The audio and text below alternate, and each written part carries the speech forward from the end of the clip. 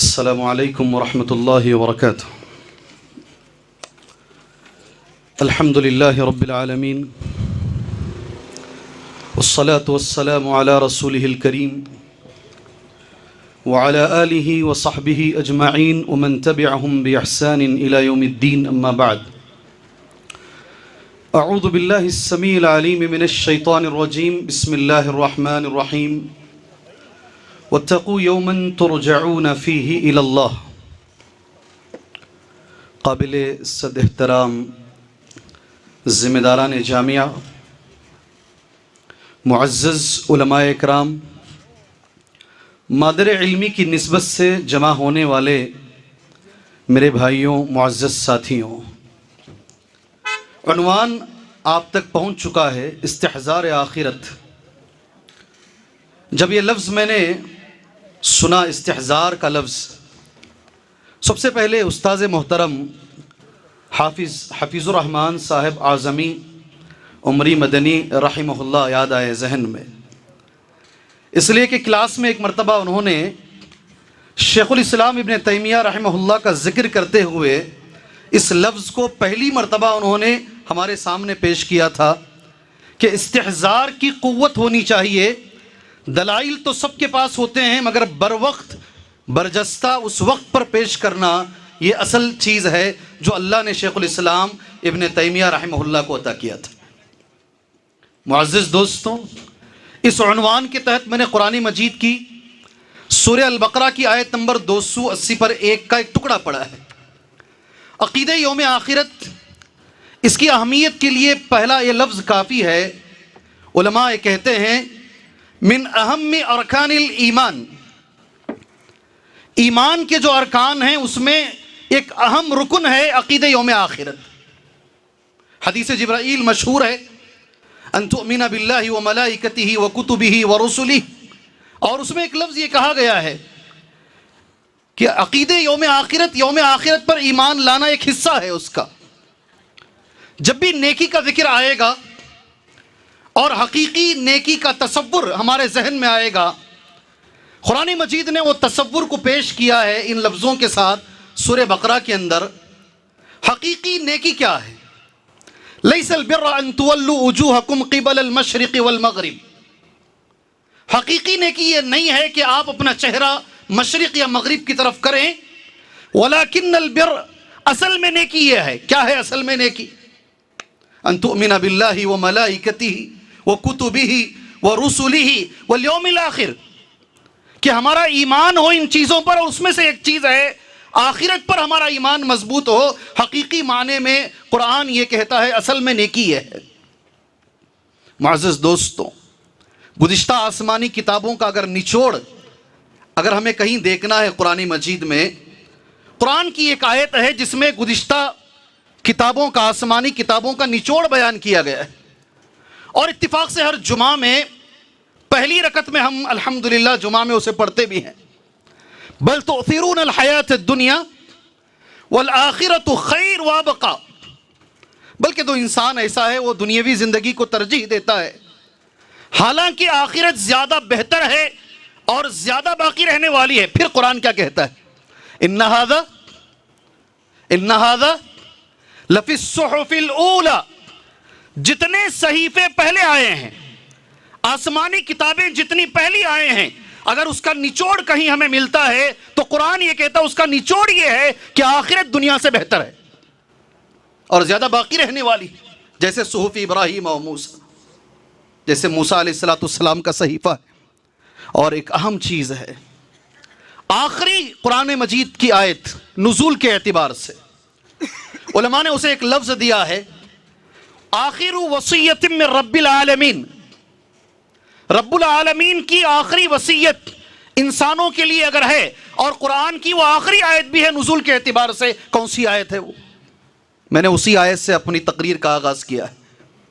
سورہ البقرہ کی آیت نمبر 281 پر ایک ہے، واتقوا یوما ترجعون فیہ الی اللہ۔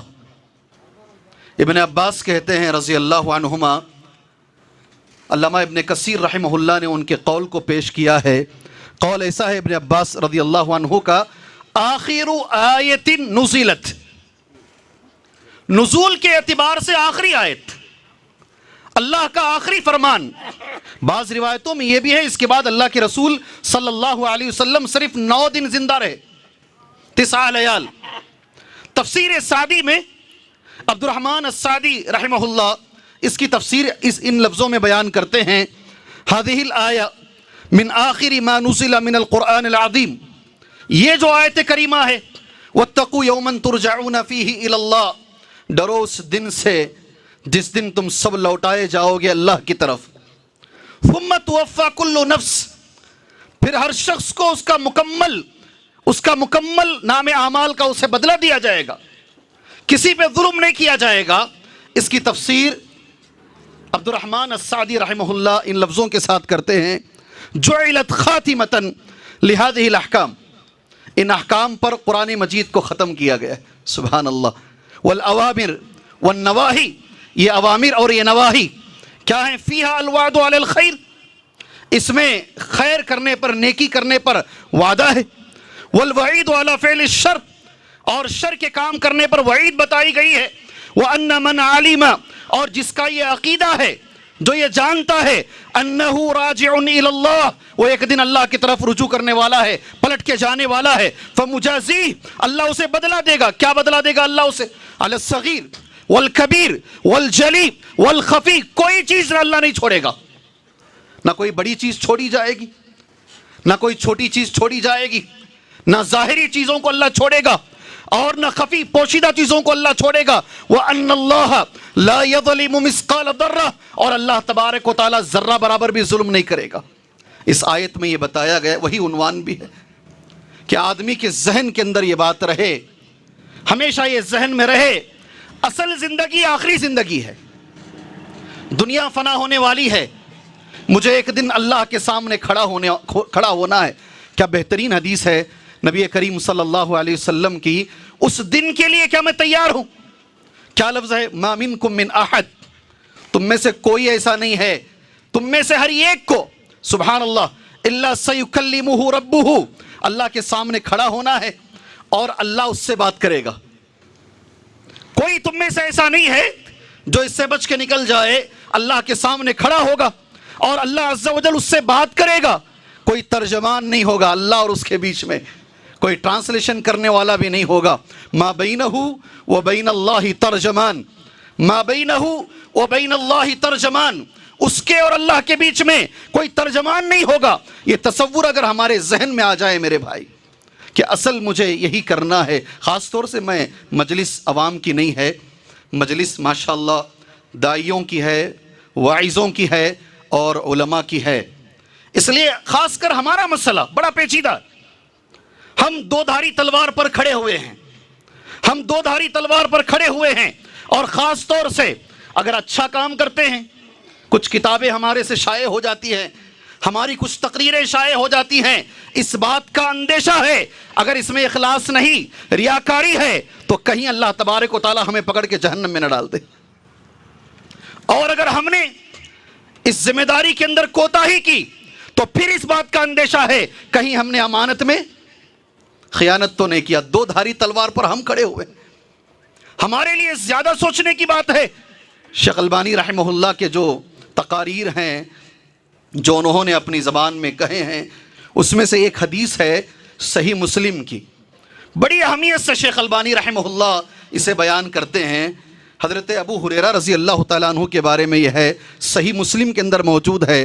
حضرت سبحان اللہ حدیث اس طریقے سے ہے، اخرجہ الامام مسلم، غور کیجئے گا اس حدیث پر اور اس کیفیت کو یاد کیجئے گا، کیا ہماری خدمات ہوں گے، حضرت ابو ہریرہ کے مقابلے میں ہماری کیا حیثیت ہوگی میرے بھائیوں۔ اخرجہ الامام مسلم فی صحیحہ من حدیث ابی ہریرہ رضی اللہ عنہ انہ کان فی مجلس من مجالس معاویہ بن ابی سفیان، حضرت معاویہ کی مجلس میں بیٹھے ہوئے تھے، سبحان اللہ، فطلب منہ ان یروی لهم حدیث النبی، ان سے کہا گیا، طلب کیا گیا، آپ اللہ کے رسول کی حدیث سنائیے۔ کون سی حدیث؟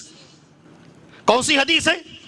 فی من تسعر بہم النار یوم القیامہ، ایک اور الفاظ ہیں، اول من تسعر بہم النار، سب سے پہلے جہنم کی آگ کس سے بھڑکائی جائے گی، آپ وہ حدیث بیان کیجئے۔ حضرت ابو ہریرہ رضی اللہ تعالیٰ عنہ کے بارے میں کیا لفظ فتحیّأ رضی اللہ عنہ لیحدث بہذا الحدیث، تیار ہوئے حدیث سنانے کے لیے، الذی طلب من، وہ حدیث جس کا مطالبہ ان سے کیا گیا تھا، ولکنہ لیکن ہوا کیا، اس حدیث کو انہوں نے سب سے پہلے اپنے اوپر کیا۔ اس حدیث میں 3 لوگوں کا ذکر ہے نا، عالم کا تذکرہ ہے، مجاہد کا تذکرہ ہے، مالدار کا تذکرہ ہے، اس کو انہوں نے اپنے اوپر نافذ کیا۔ اور کیا حدیث میں آتا ہے، فغشی علیہ، بے ہوش ہو گئے، بے ہوش ہو گئے۔ صحیح مسلم کی حدیث میں یہ بھی لفظ آتا ہے ہوش نہیں آیا، یہاں تک کہ ان کے چہرے پہ پانی مارا گیا، پھر وہ ہوش میں آئے، فغشی علیہ 3 مرات، 3 مرتبہ بے ہوش ہوئے اس حدیث کو سنانے کے لیے، کہیں یہ تینوں میں میرا تو نام نہیں ہے۔ سبحان اللہ۔ ہمیں سوچنے کی ضرورت ہے میرے بھائیو، ہمیں سوچنے کی ضرورت ہے، خاص کر ہم لوگ، ہمیں سوچنے کی ضرورت ہے کہ آج جمعہ کا خطبہ ہوا ہے، خطبہ دے کر میں باہر نکل رہا ہوں، اگر کوئی صاحب مل کر مجھے نہیں کہتے آج کا خطبہ اچھا ہے تو میرے دل کو سکون نہیں ملتا ہے۔ یہ ہماری حالت ہے۔ ہماری تقریریں یوٹیوب پہ چل رہی ہیں، ہمارے ویورز دیکھنے والے کتنے ہیں، ہماری نگاہیں ویورز کے اوپر ہے اور واہواہی کے اوپر ہماری نگاہیں موجود ہیں، تو ہمارا حشر کیا ہوگا؟ ہمیں سوچنے کی ضرورت ہے اللہ کے سامنے یہ ہمارا عمل کیا کرے گا، اس کا نتیجہ کیا نکلے گا، ہمیں سوچنے کی ضرورت ہے میرے بھائی۔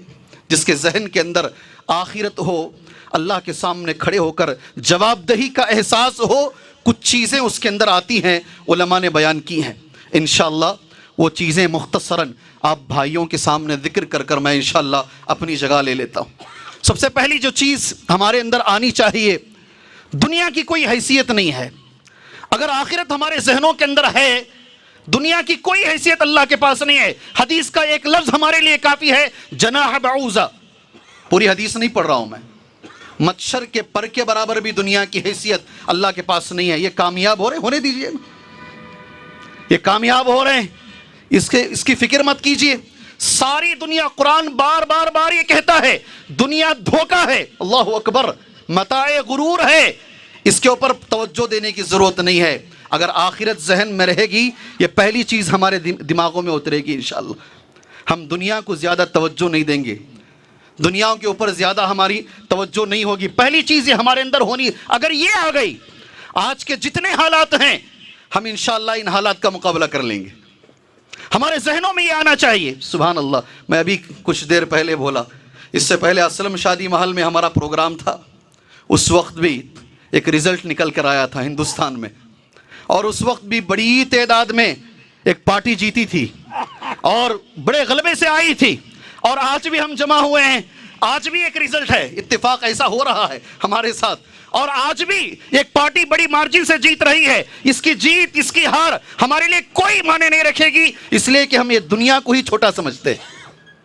یہ پہلی چیز ہے، دنیا ہمارے پاس کوئی معنی نہیں رکھے گی۔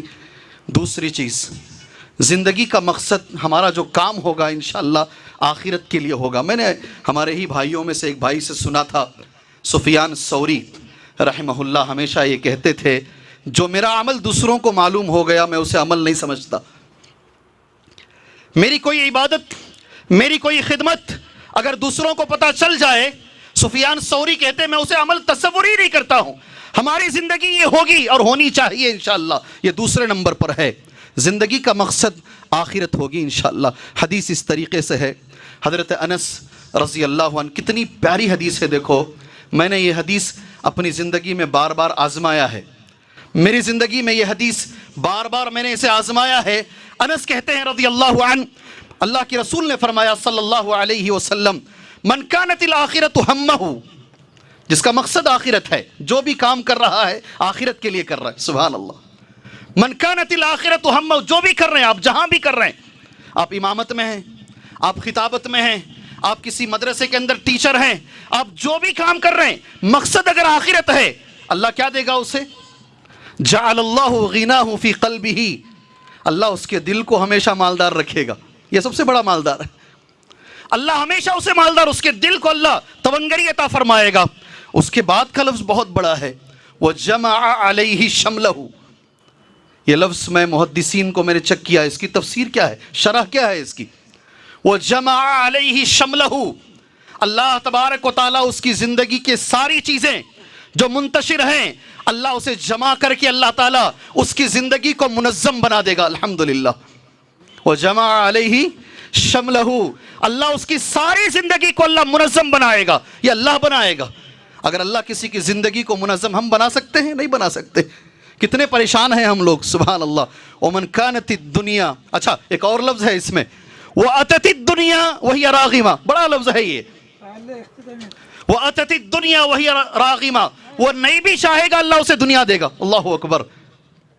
وہ نہیں بھی چاہے گا اللہ اسے دنیا عطا فرمائے گا. وَأَتَتِ الدُّنْيَا وَهِيَ رَاغِمَةٌ وَمَنْ كَانَتِ الدُّنْيَا هَمَّهُ، اس کے مقابلے میں الٹا ہے، اور جس کا مقصد دنیا ہے. سبحان اللہ. ساری زندگی کا مقصد صرف دنیا ہے. کوئی کتاب بھی لکھ رہا ہے تو وہ چاہتا ہے کہ اس کے بدلے اسے پیسے ملیں. جی کوئی تقریر بھی کر رہا ہے. سبحان اللہ. ایسا بھی دیکھنے میں آیا. ایک مرتبہ میں نارتھ انڈیا کی طرف گیا ہوا تھا. پہلا سوال مجھ سے یہ کیا گیا، تمہارا ریٹ کیا ہے؟ جی ہاں اللہ گواہ ہے. تمہارا ریٹ کیا ہے؟ فلائٹ کی کون سی ٹکٹ میں آپ آئیں گے؟ اور وہاں جانے کے بعد ایک ایک تقریر کی جو قیمتیں لگائی جاتی ہیں، ایک رات کی ایک تقریر کی قیمت 40 پر 5,000 روپے.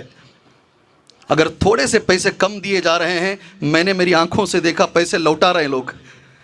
خطبہ پیسے واپس کر رہے. نہیں چاہیے اتنا تو میرے یہاں مجھے ملتا ہے، اتنی دور بلا کر تم مجھے اتنا دے رہے ہو. جی زندگی کا سارا مقصد دنیا دنیا دنیا. اگر دنیا ہے سبحان اللہ تو کیا کرے گا اللہ تعالیٰ؟ اتنا کرنے کے باوجود بھی جعل اللہ فقرہ بین عینیہ، کبھی وہ مالدار نہیں بنے گا. اللہ اسے ہمیشہ فقیر بنا کے رکھے گا. اللہ اکبر. اس کی ساری زندگی تو دنیا ہے. سبحان اللہ. عینیہ وفرق علیہ شملہ، اور اس کی زندگی کی چیزوں کو اللہ منتشر کر دے گا. کوئی چیز ہاتھ میں نہیں آئے گی. بچے خراب ہو رہے ہیں، بیٹیاں خراب ہو رہے ہیں، کوئی چیز ہاتھ میں نہیں آئے گی. سبحان اللہ. وَلَمْ يَأْتِهِ مِنَ الدُّنْيَا إِلَّا مَا قُدِّرَ لَهُ، اور ملے گی بھی دنیا اتنی ہے جتنی تقدیر میں لکھی گئی. اللہ ہمیں اس حدیث کے مطابق جو پہلا حصہ ہے اللہ اس پر ہمیں عمل کی توفیق عطا فرمائے. اللہ ہمیں عمل کی توفیق. بڑی میری ساری تقریر کو یہ ایک حدیث الحمدللہ بیان کر دیتی ہے. بس ایک بات بول کر اپنے درس کو میں ختم کر لیتا ہوں. الصبر علی مصائب الدنیا. علماء بڑے اہمیت سے اسے لکھتے ہیں. اگر آخرت ہمارے نگاہوں میں رہے گی، دنیا کی پریشانیوں پہ آدمی بڑی آسانی سے صبر کرے گا. اللہ اکبر. بڑی آسانی سے صبر کرے گا. میں نے 2 ہی چیزیں اس کے لیے نوٹ کی ہیں. ایک ابن عباس رضی اللہ تعالیٰ عنہما کا قول ہے عطا بن ابی رباح سے. ابن عباس کہتے ہیں الا اریکم امرأۃ من اہل الجنہ. ابن عباس عطا سے کہہ رہے ہیں میں تمہیں جنتی عورت دکھاؤں. کتنی بار یہ حدیث ہمارے سامنے گزری ہے، کتنی بار ہم نے یہ حدیث پڑھی ہے. سبحان اللہ. آپ سبھی لوگ جانتے ہیں علماء کی مجلس ہے، ایک کالی عورت جو گزری ابن عباس رضی اللہ تعالیٰ عنہما نے دکھایا. اور اس کے بارے میں ایک لفظ ہے، صرف میں جملہ کہوں گا پوری حدیث نہیں. وہ عورت نبی کے پاس آئی، وہ نیچے گر جایا کرتی تھی.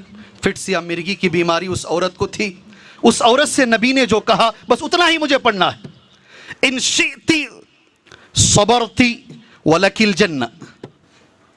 آخرت پر یقین ہے، اگر تو صبر کر لے اور تجھے جنت ملے گی. آخرت میں اللہ تجھے اس کے عوض میں جنت دے گا. وَإِن شِئْتِ دَعُوتُ لَكِ، اور اگر تو چاہے تو میں تیرے لیے دعا کروں گا اور اللہ تجھے عافیت، ابھی اللہ تجھے اس بیماری سے نجات، ایعافیک، اللہ تجھے عافیت دے گا. 2 میں سے کیا چاہیے تجھے؟ ہم سب جانتے ہیں الحمدللہ. بس اس میں ایک عام مسلی نے مجھے ایک نکتہ دیا بڑا اچھا. عام مسلی نے کہا، اس جو صحابیہ نے کہا تھا قالت لا بل اصبر، قالت لا بل اصبر، نہیں مجھے شفا نہیں چاہیے بل میں صبر کر لیتی ہوں. آخرت پر میرا یقین ہے، اس کے عوض میں اللہ مجھے جنت عطا فرمائے. ہاں ایک چیز ہے، میں جب گرتی ہوں تو میں بے ہوش ہو جاتی ہوں، میرا پردہ ہٹ جاتا ہے. آپ اللہ سے یہ دعا کریں کہ اللہ مجھے بے ہوشی کے عالم میں اللہ مجھے پردہ عطا فرمائے. ایک مصلی نے مجھ سے کہا بڑا اچھا لفظ، وہ صحابیہ تھی، بے ہوشی میں بھی پردے کا خیال تھا. آج کی عورتیں ہوش میں بھی بے پردہ ہیں. جی کبھی کبھی کسی سے کوئی اچھی بات ہمیں مل جاتی ہے. وہ صحابیہ تھی مدہوشی میں بھی، بے ہوش ہوتی ہوں تب بھی مجھے آپ پردے کی دعا کیجئے. سبحان اللہ. اس حدیث کے اندر جس کا ایمان اللہ پر ہے، یوم آخرت پر ہے، دنیا کی پریشانیوں کو آسانی سے وہ برداشت کرے گا. تاریخ کے اندر یہ حدیث نہیں ہے. تاریخ میں یہ ذکر کیا گیا ہے، جابر بن عبداللہ رضی اللہ عنہما سے یہ مروی ہے، اللہ کے رسول صلی اللہ علیہ وسلم مر رسول اللہ صلی اللہ علیہ وسلم بعمار و اہلہ، نبی کریم صلی اللہ علیہ وسلم کا گزر حضرت عمار اور ان کے گھر والوں سے ہوا، وہم یعذبون، انہیں عذاب دیا جا رہا تھا، ستایا جا رہا تھا۔ اللہ کے رسول صلی اللہ علیہ وسلم نے ان سے ایک ہی لفظ کہا، صبراً یا آل یاسر، صبراً آل یاسر فإن موعدکم الجنہ، فإن موعدکم الجنہ، صبر کرو اس لیے کہ آخرت میں تمہیں جنت ملے گی۔ اس کے عوض میں سارا خاندان نے صبر کیا۔ سبحان اللہ۔ میرے بھائیوں، آخری ایک چیز ہے اس موضوع کے اندر، اللہ ہمارے ذہنوں میں صحیح معنی میں، ریاکاری کے لیے نہیں، دکھانے کے لیے نہیں، اللہ حقیقی معنوں میں آخرت کا تصور، اللہ کے سامنے کھڑے ہونے کا تصور اللہ ہمارے اندر پیدا فرمائے۔ اور جب وہ تصور آتا ہے، اس کے بعد جو تبدیلی ہمارے اندر آنی چاہیے، اللہ وہ تبدیلی ہمارے اندر پیدا فرمائے۔ اور جب تبدیلی آئے گی زندگی کے اندر کیا کیا چیزیں آنی چاہیے، ایک اہم چیز صحیح حدیث کے اندر اللہ کے رسول صلی اللہ علیہ وسلم کے بارے میں بتائی گئی۔ جب بھی میں سوچتا ہوں میرا ایمان بڑھ جاتا ہے، بڑھ جاتا ہے۔ میں اپنے وقت پر انشاءاللہ 3 منٹ میرا وقت باقی ہے، میں ختم کروں گا انشاءاللہ تعالی۔ جی ہاں، حدیث یہ جب بھی پڑھتا ہوں مجھے ایک چیز یاد آتی ہے، اللہ کے رسول صلی اللہ علیہ وسلم انتقال ہو رہا ہے، گھر میں چراغ میں ڈالنے کے لیے تیل نہیں ہے۔ یہ صحیح ہے، صحیح ہے، ضعیف روایت نہیں ہے یہ، گھر میں چراغ میں ڈالنے کے لیے تیل نہیں ہے۔ دوسری طرف ہم دیکھتے ہی کوئی بابا مرتا ہے، کتنے نام الگ الگ بابا کے ہیں، مرتا ہے 30,000 کروڑ چھوڑ کے جا رہا ہے۔ کتنا ہے؟ 30,000 کروڑ چھوڑ کے جا رہا ہے۔ کوئی 8,000 کروڑ ایک طرف اللہ کے رسول امام الانبیاء ہیں۔ ایسی زندگی کیوں؟ اس لیے کہ نبی نے یہ کہا حضرت عمر سے۔ اب یہ حدیث سنیے گا، حضرت عمر کہتے ہیں، عبداللہ ابن عباس یہ بھی اس کے راوی ہیں، یہ حدیث ہے، قال عمر، حضرت عمر نے کہا میری آخری بات فی الحدیث الطویل، حدیث لمبی ہے، وَإِنَّهُ، اللہ کے رسول صلی اللہ علیہ وسلم لَعَلَى حَصِيرٍ مَا بَيْنَهُ وَبَيْنَهُ شَيْءٍ، اللہ کے نبی حصیر پہ سو رہے ہیں، مَا بَيْنَهُ وَبَيْنَهُ شَيْءٍ، آپ سمجھتے ہیں ماشاءاللہ، حصیر اور نبی کے بیچ میں کوئی چیز نہیں ہے، یعنی ایک دم حصیر پہ، کوئی چادر بھی نہیں ڈالے ہوئے ہیں، ڈائریکٹ حصیر پہ نبی سو رہے ہیں، سبحان اللہ۔ وَتَحْتَ رَأْسِهِ وِسَادَةٌ مِّنْ أُدَمٍ، اور آپ کے سر کے پاس ایک تکیہ ہے چمڑے کا بنا ہوا، حشوہ لیف، اور اس کے اندر جو ہے پتے ہیں۔ فرائیت، حضرت عمر کہتے ہیں، اثر الحصیر فی جنب رسول اللہ صلی اللہ علیہ وسلم، میں نے نبی کے بازوؤں میں اثر الحصیر، حصیر کا نشان میں نے دیکھا، فبقیت، میں رونے لگا، فقال ما یبکیک، اللہ کے رسول پوچھ رہے ہیں کس چیز، کون سی چیز ہے تمہیں رلا رہی ہے؟ فقلت یا رسول اللہ، حضرت عمر کا جواب سنو اور نبی کا جواب سنو، یہ میرا چھوٹا سا عنوان میں ختم کرتا ہوں۔ حضرت عمر نے کیا کہا؟ یا رسول اللہ، ان کسرا و قیصر فیہما ہما فی، قیصر و کسرا جس چیز میں ہیں وہ ہیں، آرام اور عیش جتنا ان کو ملا ہے ملا ہے، وانت رسول اللہ صلی اللہ علیہ وسلم، اور آپ اللہ کے رسول ہیں اور آپ کی یہ حالت ہے۔ نبی نے کیا کہا؟ فقال رسول اللہ صلی اللہ علیہ وسلم، اللہ کے نبی نے جو جواب دیا ساری تقریر کا خلاصہ ہے، اما ترضا، اے عمر اس سے راضی نہیں ہو تم، ان تکون لہما الدنیا، ان کے لیے یہ سب دنیا میں ہے، وَلَكَ الْآخِرَةُ، اور تمہارے جیسے لوگوں کے لیے یہ آخرت میں ملے گا۔ اللہ سے دعا ہے اللہ تبارک و تعالی حقیقی معنوں میں ہم جو خدمت کر رہے ہیں اللہ اس میں اخلاص پیدا فرمائے، اللہ ہماری خدمات کو ریاکاری سے بچائے، اللہ تبارک و تعالی مرنے کے بعد آخرت میں اللہ یہ بدلے کی شکل میں ہمیں عطا فرمائے۔ اس موقع پر اگر میں میرے اساتذہ کے لیے دعا نہ کروں تو یقیناً میں ایک صحیح شاگرد نہیں بن پاؤں گا۔ جتنے ہمارے اساتذہ کرام ان 2-3 سالوں میں انتقال ہوئے ہیں، کرونا کے بیچ میں انتقال ہوئے ہیں، میں اللہ سے دعا کرتا ہوں آج جو بولنے کی صلاحیت ہمیں ملی ہے ان سے ہی ملی ہے، ان کو دیکھ کر ہم نے بولنا سیکھا ہے، ان کو دیکھ کر ہم نے پڑھنا سیکھا ہے۔ اللہ عز و جل انسان ہونے کے ناطے ان سے جو غلطیاں ہوئی ہیں اللہ معاف فرمائے، اللہ ان کی خدمات کو قبول فرمائے، اللہ اعلیٰ علیین میں ان کا مقام عطا فرمائے، اللہ انہیں جنت الفردوس عطا فرمائے، آمین۔ وصلی اللہ علی النبی الکریم۔ السلام علیکم ورحمۃ اللہ وبرکاتہ۔